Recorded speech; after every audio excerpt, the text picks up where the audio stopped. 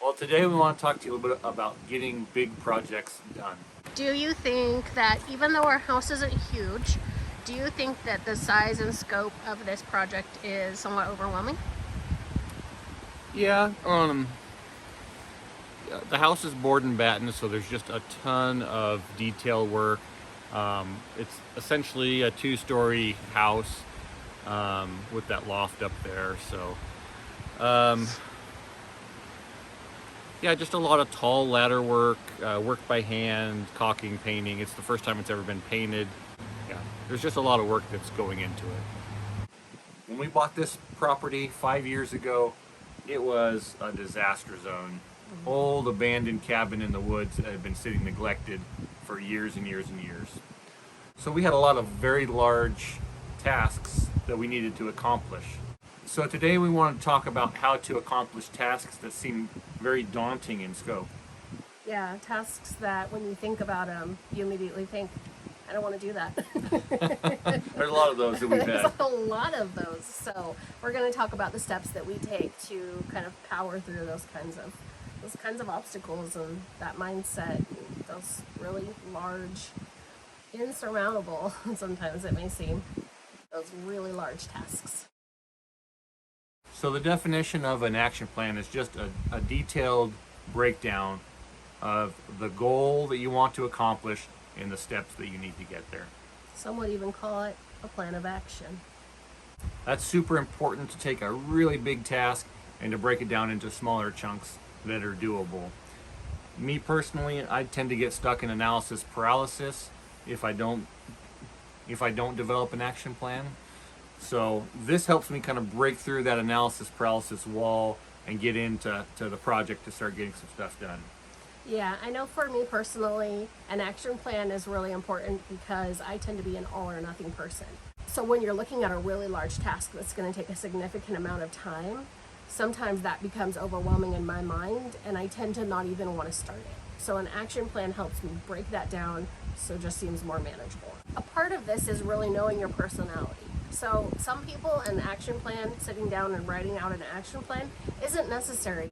They look at a large job and they think, that's no problem, I'm just going to dive in and power through, and they just work through the issues and obstacles and the overwhelming amount of work. They just work through that as they go, and that's awesome. But I, for myself, know that I am not, I'm an all or nothing person. So sometimes when I can accomplish a goal really quickly, I tend to not even want to start that. And an action plan simply just helps me to break down a really large task and to a point where it's in smaller tasks so that I can accomplish it. And that way, when I go out to work for a day, I can think, I did it all because it was a small goal. It was a large thing broken down into small steps. We're going to apply this to a real world project and scenario that we just accomplished, which was painting our house. Our end goal, we want to get our house painted. This house had never been painted before. It was all just bare cedar. So there was a lot of work that needed to go into this. On top of that, it was board and batten, which takes an immense amount of time to work around and paint. So we had a big task ahead of us. We broke down the house into different sections, the front, back, sides. Each section had a list of tasks associated with it. Some of the sections had repairs that needed to be done to the siding before it could be painted.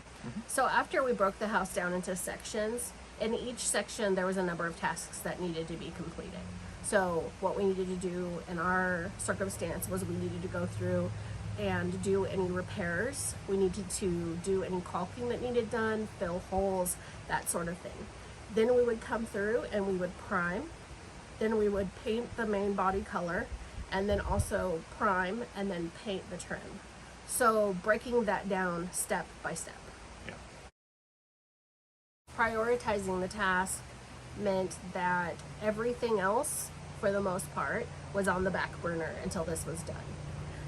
And as far as deadline goes, we're racing the weather. So we're trying to get this done before rain and snow set in, before the cold set in. Typically we have really nice weather through September, so I knew that that was kind of a safe bet.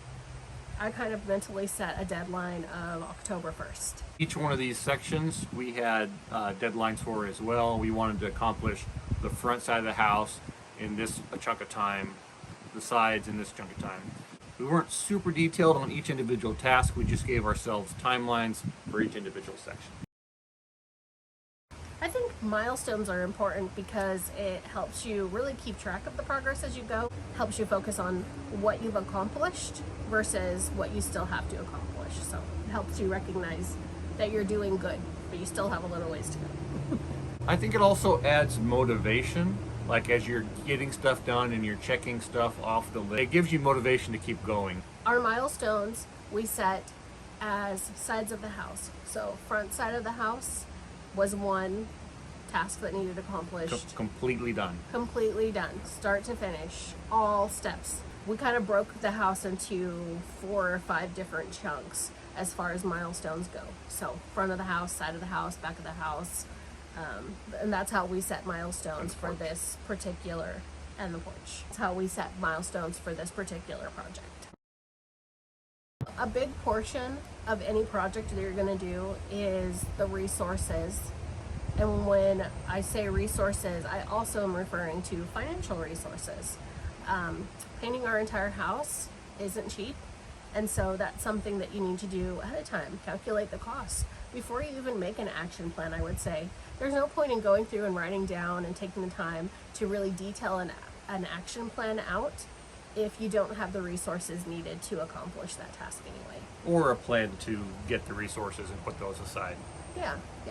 We needed paint, brushes, rollers, caulking, anything that goes along with painting a house. To kind of help out with the project is gathering all the materials and having them in one area. And so what we've done is we've set up our lawnmower cart as basically kind of like a job box. So we have everything in here.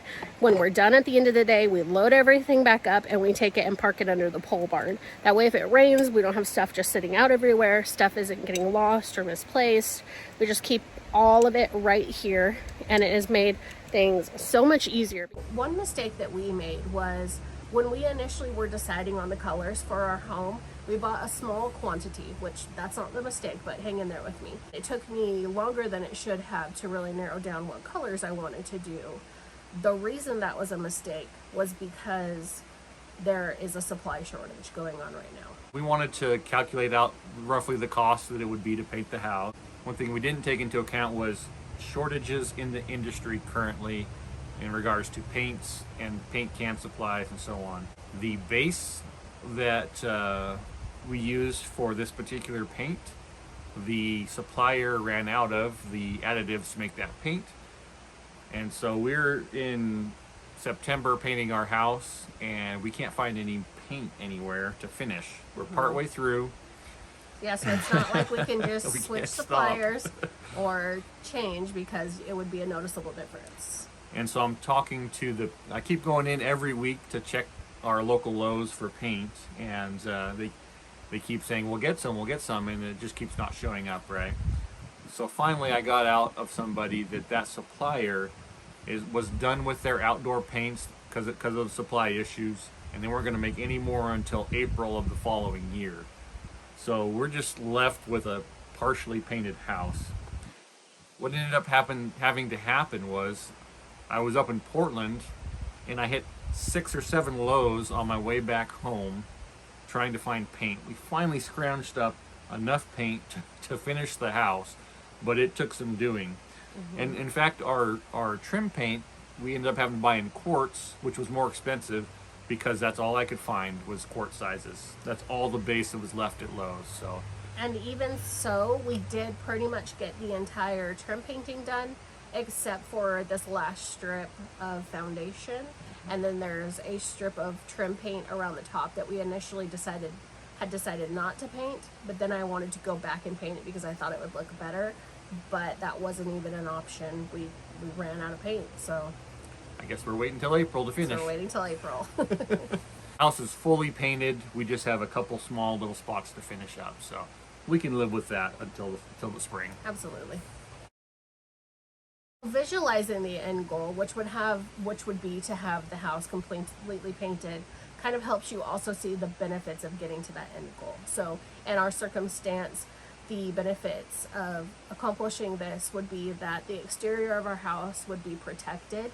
It would add value to our home, and it would also really give us a sense of accomplishment. One of the things we talked about is, as we were painting it, the house has kind of been transformed from a shabby little cabin to almost like a cottage in the woods. And it's been a nice sense of accomplishment. It's good to monitor your progress as you go. I mean, that just makes sense. Again, it kind of helps you to focus on all of the work that you've accomplished rather than everything that you still have left to do. As we were going, we painted the whole front of the house with the base color, and we stopped, and I said, "Are you sure? Do you like this color? Do we want to proceed? Because I don't want to paint the rest of the house if you're not 100% sure." So we had some check-ins as we went. We reevaluated some of the timelines as we went. We needed a break in the middle, so we took a week off and we went and had some fun with family. Just because we were dog tired in the middle of this project. I'm so tired, and my arm, I don't even actually know if my arm is there anymore. This brush is now part of my hand. So I'm hoping you can learn to live with the two of us together. It could be fun. I can help you put lotion on your back. I'm almost done with the stupid front of this house, and I never want to see it again. So we have to use the back door from now on. So just kind of checking in as we go and evaluating our needs so that we weren't getting burnt out. Well, an action plan isn't going to be helpful in every scenario. If you need to go in and do your dishes, you really don't need to write up an action plan for that. Really, where an action plan is helpful is when you have a large task and you have potentially more than one person working on that task. So action plans are used in large corporate settings, but I think they're also really valuable just at an in-home level. So this was a big project. We both work, and this project took us, evenings, weekends, any spare time we had, about a month and a half to accomplish. And so we needed to kind of put this action plan together so that we could tuck in these little goals and make steps in the right direction. For me personally, the most valuable part of the action plan was breaking down the overall task into really small doable tasks. The reason being is that when I would have 2 hours to work on it, I wouldn't think, I can't paint the whole house in 2 hours, I'm not even going to bother getting started. Instead, I would think, well, I'm only working on the front section of the house, in particular the porch, so I can go out and just do the trim painting on the porch. I can get that done in 2 hours, no problem. And so really it just helps you break down a task into manageable pieces. And I think it can be really helpful if you are somebody that has that mindset that tends to get overwhelmed with really large projects.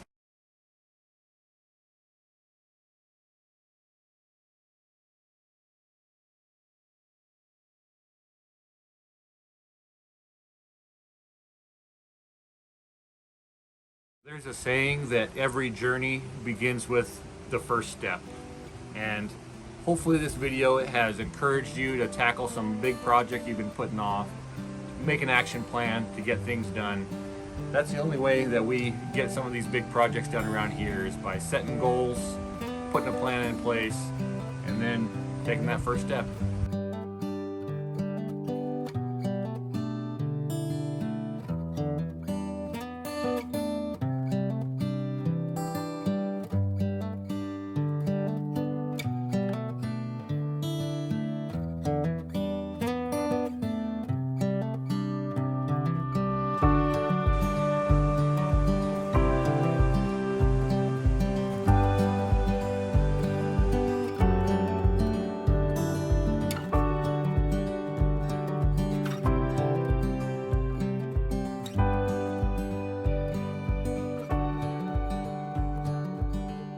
Thank you so much for joining us. We hope that you enjoyed this video.